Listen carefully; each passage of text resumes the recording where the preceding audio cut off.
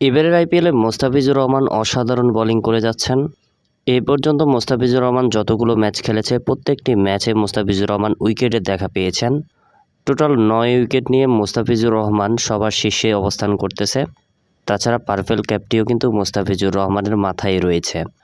আজ কলকাতার বিপক্ষে মোস্তাফিজুর রহমান অসাধারণ বোলিং করেছেন। 4 ওভার বোলিং করে 2 উইকেট নিয়েছেন, মাত্র 22 রান দিয়েছেন তিনি। বলা যায় টি-20তে অসাধারণ বোলিং করেছেন মোস্তাফিজুর রহমান। বিশেষ করে আজকের ম্যাচে মোস্তাফিজুর রহমানের কাটারগুলো ছিল অসাধারণ।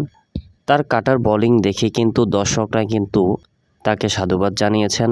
মুস্তাফিজ করে কিন্তু উৎসব করেছেন। বলা যায় মোস্তাফিজুর রহমান কিন্তু সকল দর্শকের মন জয় করে নিয়েছে। তো ভিউয়ার, মোস্তাফিজের বোলিং কেমন লেগেছে কমেন্ট করে জানাতে পারেন। ধন্যবাদ।